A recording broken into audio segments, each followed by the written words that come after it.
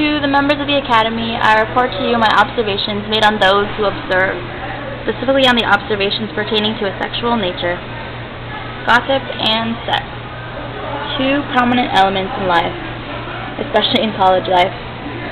So it is not uncommon to have so much gossip floating around about sex. I've been approached several times about the nature of someone's relationship.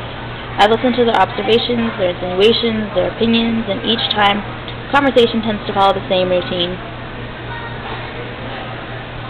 In one particular instance, actually, in all instances, two friends have been spending a lot of time together, working on projects, studying, eating, and just hanging out.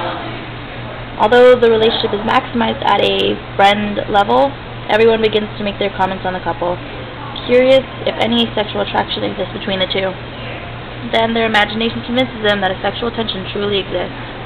In a specific situation, I was confided in by one of the persons in that type of friendship. She told me that a lot of people have been going up to her and asking if they're together. I began to talk to the people who are observing them and their arguments. They're situated in the same weak banal observations. They've been spending a lot of time together.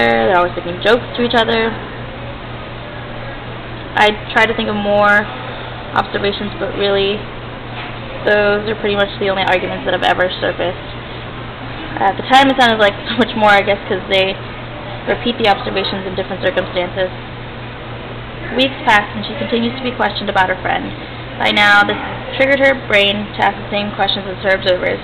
Does he think of me more than a friend? Am I interested in him? Can we possibly have a relationship? Etc. Now, the feelings that hadn't exist begin to develop based on logic rather than a genuine attraction.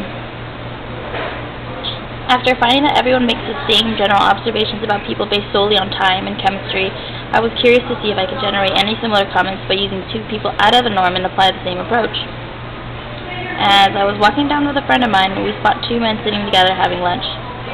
I recall them spending a lot of time together in the same fashion as the previous situation, so I bring up the subject in the same fashion that I've been approached. I begin with, have you noticed that so-and-so have been spending a lot of time together? And quickly she replies, yeah, everyone thinks they're gay. Wow. Sex is so prominent in our generation that we can't escape it creeping into our brains. Hormones are flying so wildly that every friendship must carry a hint of sexual attraction. On some level, I believe this is to be true. The way we group ourselves in society, we aim to initially be friends with the people who are visually appealing. Whether hetero or homo, platonic or sexual, our sexual desires lead us to those we secretly desire. We are bound by our sexual identities, and they are defined by those you associate yourself with. We are heavily measured by our sexual counterparts.